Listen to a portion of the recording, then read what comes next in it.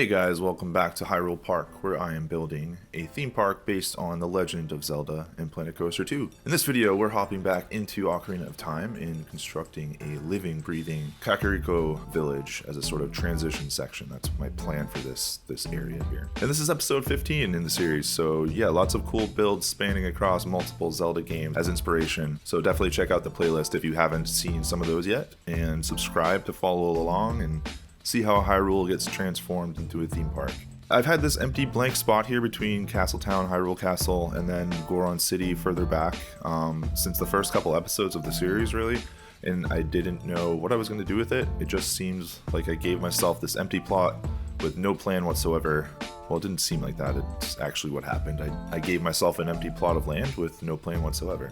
But yeah, I just had no idea how I was going to fill the spot, and I was sort of kicking myself for pushing Goron City as far back as I did, instead of having a shorter transition from Castletown to that area. So when I was thinking about how to incorporate a Song of Storms inspired windmill, ride skin type situation in the park, because I knew I wanted to do that. Super iconic is my most memorable part of any Zelda game in the series. I thought, why not just make that whole empty plot of land that I've been staring at for 15 episodes now and create a representation of Kakariko Village from Ocarina of Time. Because in the game it also leads up to Death Mountain in Goron City, right? So it seemed to me like it was meant to be. Initially I thought, because like I said, I knew I wanted to do a Song of Storms representation in this park. So initially I thought I would start building the windmill off to the left of Castletown, because to this point we've done nothing with that section of the map so far, so I figured why not try to fill it with this. I did toy around with that idea probably off and on since like episode 5, but I just could never get it to look anywhere near what I was picturing in my head. And I just wasn't happy with any of the iterations there. So yeah, then this just occurred to me as I was kind of going back and forth between Zora's Domain and Rito Village, those two builds. There's this natural transition available from Castletown to Kakariko to Goron City. So I wish I had thought of it earlier, but yeah. And then again, I'm also glad it took till now to realize that and come up with this idea, because I'm super happy with this build and how it came out. And I honestly don't think at the early stage of this series I would have been able to do it justice like I believe I did with this version. It's probably the most detail I've put into an entire area start to finish. Maybe Castletown rivals it, but even down to like, you know, the decals on the buildings, some of the protruding stones that I add to the retaining walls throughout the village, and then especially the intentionality of the quote-unquote junk scenery around the village, I think is my best yet in terms of that. I generally sort of dread the filler junk prop scenery planing. I tend to kind of just go random in a few different ways and see what sticks. But this one I felt like I had a vision from the get-go, and I just kind of let it go from there. And everything seems to be placed with intention, definitely more so than earlier builds. At least I think so. But yeah, like I said, this is completely based off of the Ocarina version of Kakariko Village. So really trying to get the layout as close as possible, along with the different houses that are in the village in that game. Get everything as close to one-to-one as possible while still keeping the theme park element alive. Like I don't think I could have just completely made Kakariko Village one-to-one for this. I mean, I could have, but I just don't think it would have made much sense for what a theme park is and how a theme park works. So there are definitely some creative liberties that you'll see in this build, in this episode, but I think, you know, if you're an Ocarina fan, you'll definitely be able to recognize some of the landmarks and houses I place in this area. And as I've been talking over, the first thing that you're seeing me build, I think was the first thing I had to build in my mind to get this kind of locked down, and that's the windmill. I had built a flat ride version of the Song of Storms windmill, or my interpretation of that, in a previous iteration of a Zelda theme park project that I did way back last year. It was sort of cool, but it was just more of like a windmill that happened to be in a Zelda-inspired park, rather than really evoking the Song of Storms windmill feeling and trying to truly represent it in the build. And the problem with trying to like really one-to-one replicate it from Ocarina was that in the game it is so much like just like a rectangle and sort of clean in that way. But as a kid playing the game, it gave me a certain vibe, and that was more of what I was going for with this and trying to get across in the build. It definitely plays into that windmill in Ocarina, but like all these builds throughout the series, I'm taking some inspiration from how I remember it looking in my head as a kid when I was fully immersed into that world. But yeah, that's why initially when I started this, you saw the the flat ride there placed down. I assumed I was going to go that route again, like the original build that I just mentioned a second ago. That's what I had used for that one, and it worked for what it was. But pretty quickly I scrapped that, and I actually swapped it in for a Ferris wheel instead. My whole thought process was having this like spinning sort of flat ride element that would play off of a windmill. Like, what ride in the game do I have access to that would pull that off the best? And those were the two that I kind of landed on. But eventually you're going to see that I also scrapped the Ferris wheel idea too. It was just blocking the silhouette of the windmill too much for my liking, and really just taking too much away from the immersive sort of vibe I was going for. So I've since made the decision to take this outside of the whole flat ride realm idea, and this is instead gonna end up being an entrance to a coaster that I've yet to build, but it'll be playing off the Song of Storms, of course. But I'm also gonna incorporate Dampe's graveyard tour mission that he had in the game, so a combo of both of those. And yeah, ultimately that allowed me to keep the windmill as just a windmill, not just a skin of a flat ride, and maintain the look that I was really going for, to really show off the entire structure that I end up with. And one other note here, you'll probably notice that like I had a first go at the windmill, and it was too like fat. I at least had the foundation and kind of like how I wanted to go about building the windmill down for that. But as I was kind of going forward, I was like, this is too big. So I made this narrower version, which also allowed me to do a little bit more of the details and get it more of a one-to-one representation of the windmill and Ocarina. So yeah, I'm pretty happy with how this one turned out. The spinning fans too, you'll see at the end of the episode I added a little bit more character and kind of realism there to really evoke the rundown windmill vibe. You'll see that at the end of the episode. Actually, you probably saw it in the intro too, but I'm really happy with how this came out. And like I said, this was where I needed to start logically to get Kakariko in the whole layout kind of down and planned out before going into super heavy detail with the buildings and, like I said, the junk and stuff. And funny enough, this tiny sad little tree at the entrance of the village for me is like the second most recognizable part of this game, or not of the game, but of the area Kakariko Village from Ocarina. Like I said, this is coming from the head of Biko the Kid. So when I think of Kakariko Village, I think of the Song of Storms windmill, number one, of course, and then I think of this sad little tree for some reason. So it had to be the second thing that I set down after the windmill. But honestly, this allowed me to sort of anchor the perspective I was trying to build from too. So like I can get the tree down, and then I can start on the retaining walls, the elevated paths, the stairs that get up to the elevated paths, the footprints of the houses that I want to build from the village. All that comes from this important little tree. So it's kind of like a Charlie Brown's Christmas tree situation. And I went back and forth a couple times on what wall set to use for these retaining walls. Eventually I do land on the rough brick wall set. I think it allows for the most depth and like medieval type look to it. Definitely more so than some of the other stone wall pieces in the game. It also allowed me to get the protruding stone effect dialed in later on and looking a bit more natural for sure. As I mentioned at the start, this village is meant to sort of be an in-between main area transition spot where theoretically you'd find like food stalls and a gift shop, bathrooms, that sort of thing in between the main lands of a real life theme park. So I thought, why not utilize the Kakariko houses and build those out instead of just having them as like set pieces or building facades, that sort of thing. I wanted guests to be able to walk through the village and kind of interact and really have it come across as a village that you're walking through, more so than just having like a straight path from point A to point B. In this case, point A being Castletown, point B being Goron City. Rather than have that and then just having Kakariko-esque buildings lining that path, I really wanted this, like I said, to be a village that you walk through, that you're able to like interact with. So having a gift shop and utilizing the layout of the in-game version of the village, like the Ocarina version of the village, that kind of allows for that mini exploratory factor, and that paired with a pathing system, I think it just allows for that whole thing to work. So technically, I think this house was the inn sort of deal in the game. If you played Ocarina, the one in the back corner, it has like the Cuccoo chicken coop thing. I never know how to pronounce that, if it's Cuccoo or Cuccoo, or it can't be Cuccoo, that would be ridiculous. So I'll go with Cuccoo, the chicken coop. Anyways, that's what this is supposed to be here. It allowed for like the biggest footprint for a gift shop, and yeah, again, it allowed for the ability for guests to walk up to this back corner and have a reason to come back here.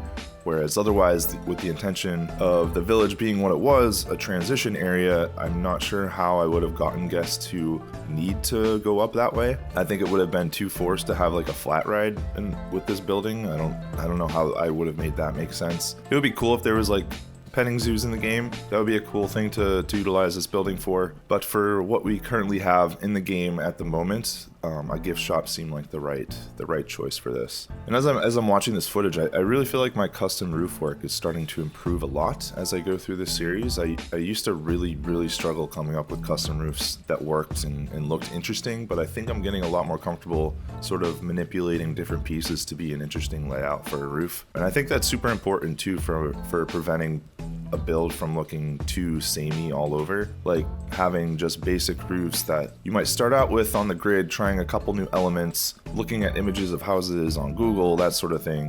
Just trying to replicate different styles that I can find on the internet. That's been good for me.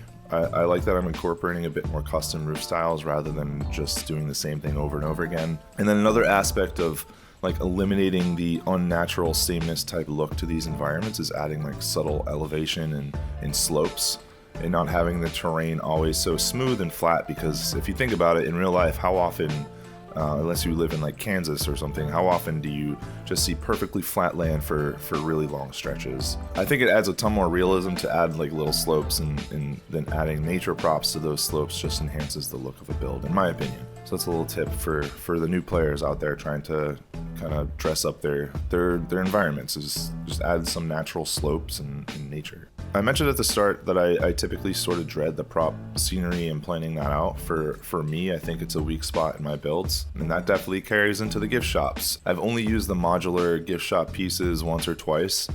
I've just kind of struggled in the past trying to get an interesting and realistic store layout with these pieces, but I think I turned a corner with this one, honestly. This shop actually appears to be an actual gift shop, in my opinion. Like if you go back to my Castletown gift shop, that one sort of just felt slapped together, but this one feels a lot more thought out and intentional and custom. And then the outside, I was super proud of. This is the moment I was like, oh, I can sort of do this prop scenery, junk scenery type thing, if I just think about it a little bit. Too often, I think I'm just ready to go to the next big build and get started on the next recognizable structure that I'm wanting to go for, and I rush through the details around an area to get to that point. But I'm glad with this one I sort of stopped, and it was really intentional on the finer details around the village. I think it paid off for sure, and hopefully I can carry that on to some future builds as well. And yeah, this being a transition area, a place that naturally fit like food stalls and bathrooms, the gift shop, I did build a restroom facility. I cut the footage out of that just because it's very similar to the gift shop process. It's smaller, it's differently shaped for sure. It's not the same building, but it's using a lot of the same pieces and techniques. So in order to kind of remove some of the repetitiveness of the time lapse, I decided to cut that part out. But yeah, to get more of the, things to interact with element to the village for guests to have a reason to walk through and explore.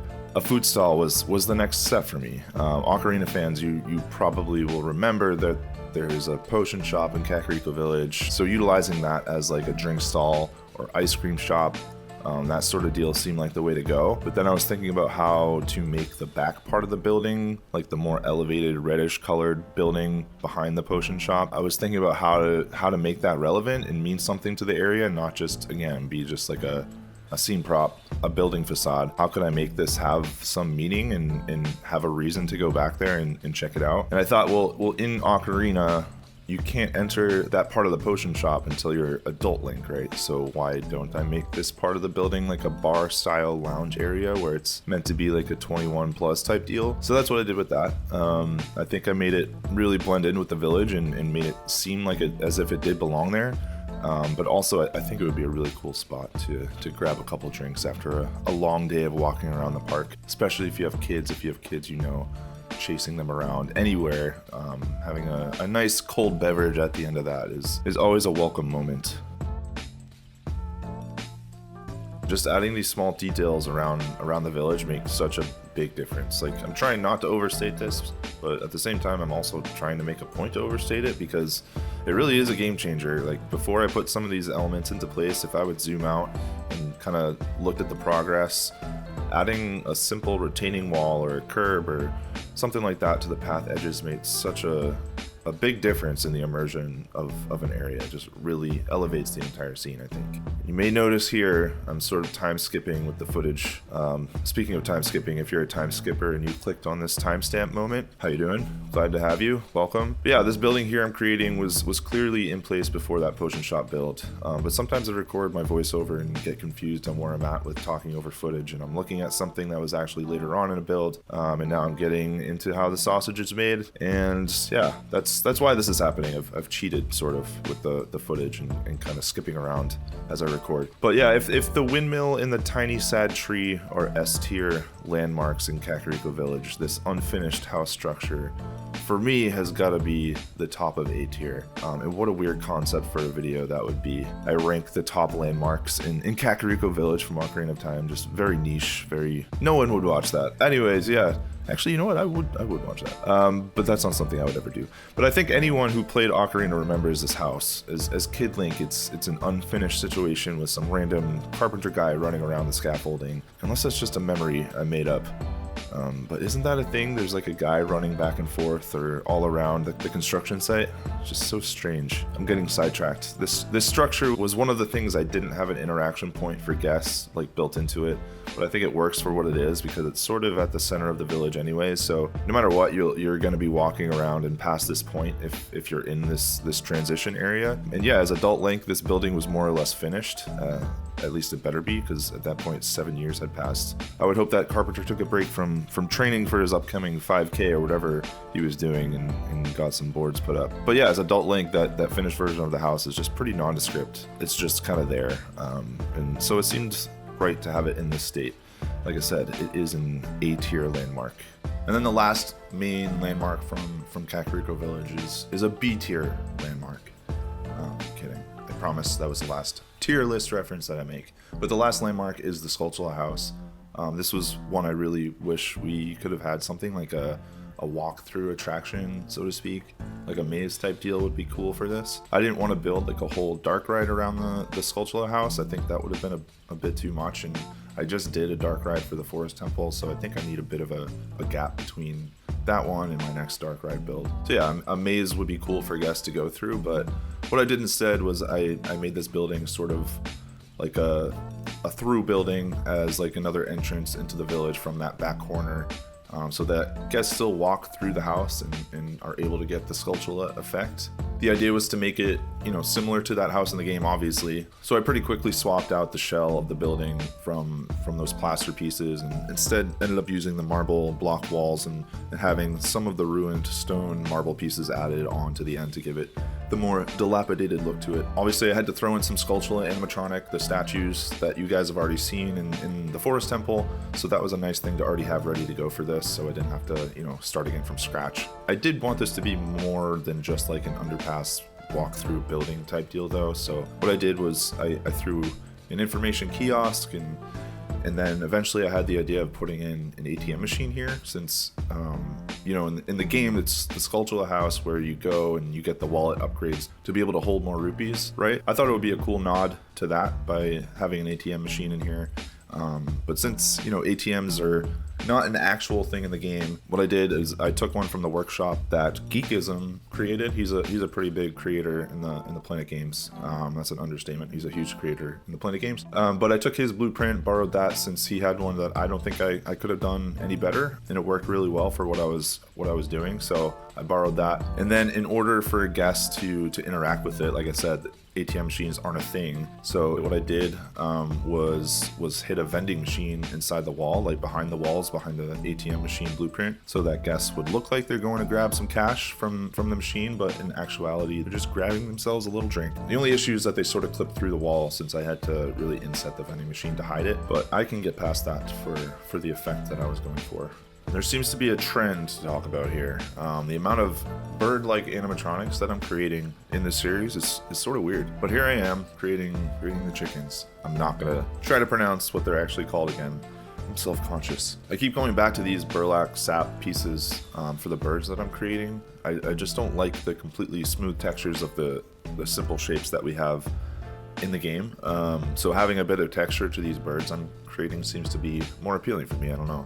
But as I've said with the other birds that I've made so far, from afar I think the finished product gets the job done for the most part. Just don't look them straight in the eyes, that's all. Alright, while you watch some more detailing of the village in prop scenery work, I kind of wanted to just take a second here and kind of zoom out from the build just a bit.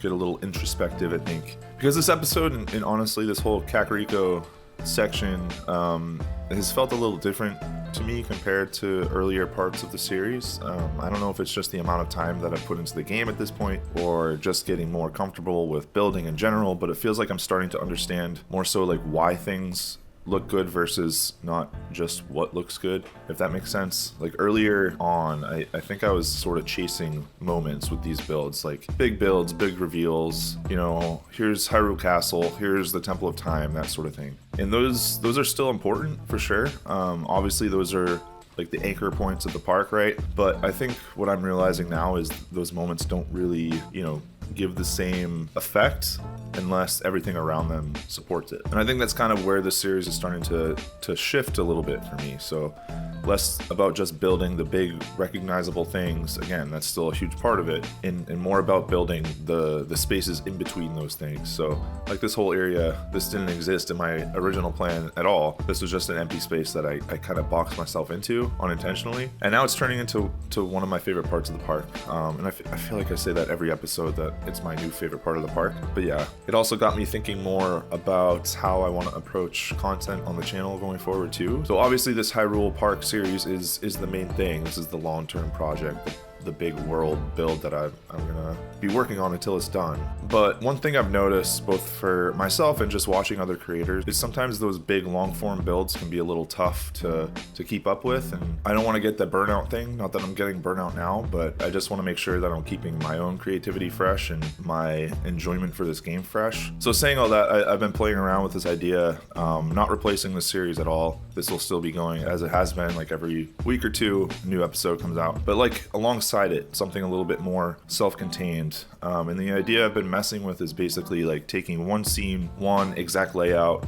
blueprint, whatever it may be, and then rebuilding it in like 3 completely different themes. So same footprint, same structure, same constraints, just totally different vibes layered on top of it. And I think that does a couple things. So one, it's just fun creatively. Like it forces me to think in a totally different way than I do with this series, where everything is very specific to Zelda and trying to match that world. But also I think it could be a cool way to show like how much of building is actually just reinterpretation. So not starting from scratch every time, but taking the same foundation and pushing it in different directions is totally a viable way to go. And honestly, I think working on something like that in parallel might even help this series too, because it's kind of like practice, but in a lower pressure sort of way. Like here I want things to be right, and there's a specific direction I'm taking it and that I envision before I go into a build. Like for this, I want Kakariko to feel like Kakariko Village. Whereas something like that, it's more like just experiment, try stuff, see what works. So yeah, it's just been something I've been thinking about a lot lately. Nothing like super formal yet, but it's definitely an idea I want to explore soon. But for now, you know, we're locked into Kakariko in this Hyrule Park series for sure. And this is honestly, at this point in the build, back to the time lapse here, this is honestly where the area for me really starts to come together once like all of these smaller details are finished and it starts to fill in certain empty spaces of the whole area. Everything kind of clicks into place. And then this next piece right here is one of those moments where I was like, all right, this is why I love doing this series, and things like this is like what I envision creating. So obviously if you played Ocarina of Time, you know the Song of Storms, and you know that moment when you pull out the ocarina and the music staff pops up on the screen with the button inputs. I've always loved that visual. It's super simple, nostalgic. It's instantly recognizable. If you play the game, like, you know what it is, right? It's a huge part of the game and the whole game centers around it. So I started thinking, like, how do I take that, which is basically just a UI element in the game, and turn it into something that actually exists in the world of this theoretical theme park? And what I landed on was this idea of making it feel like a lost relic. So instead of being this clean floating game UI, it's almost like this ancient piece that's been sitting here for years. Like it was carved into stone or wood or something, and then just slowly started to be overtaken by the environment. And you'll see here I'm building the musical staff itself and then placing the button inputs along it and making them feel like they belong in this world, not like controller buttons, but like more symbols and, like I said earlier, like relic type things. And then the big thing was just like burying it, not like literally burying it, but letting the nature pieces take over, like vines growing over parts of it, some sections more visible than others, like it's kind of being revealed instead of just presented there. That was sort of my goal there with this piece. It's almost like a sort of discovery moment, like you're walking into the Windmill area and you notice, like off to the side, it's supposed to click in your head, like, oh, this is the Song of Storms, cool. And it ties directly into what this area is eventually going to become. Because like I said towards the beginning, this is going to be an entrance to the coaster, and obviously that's all going to be themed around the Song of Storms and Dampe and all that. So anyways, yeah, I just kind of wanted to call that out. Honestly, it's probably one of my favorite details in the entire build so far, just because it takes something so small from that game and turns it into something physical and tangible that actually fits in this space and kind of pulls it all together. Alright guys, coming to the end of another episode here, finishing this one up with a shack scene, not to be confused with the Shaquille O'Neal scene. This is meant to play off of Dampe and what will eventually be part of the coaster once it's built and themed up. I thought it was important to have an ode to Dampe here to get the point across that this will be part of the coaster in this area in general, and also I just wanted an excuse to get one of my favorite Zelda characters into the game somehow. So yeah, if you guys like this one, let me know in the comments. Let me know how maybe you might have done things differently, where I could add elements into the village in the future to really get the point across. And yeah, I really would love input on direction for this coaster that I'm talking about. I haven't thought too hard at all about how I'm going to go about it, only that it will be a coaster. So any coaster fanatics want to give me some ideas, I'm definitely all ears. If you like this episode, guys, please leave a like, leave a comment, and if you're not yet subscribed, I would super appreciate it if you stuck around, subscribed to the channel, and followed along with the rest of the series. As always, I appreciate everyone watching. I'll end this off with a few cinematics and maybe a quick POV walkthrough of the area, and other than that, I will see you all in episode 16. Bye-bye.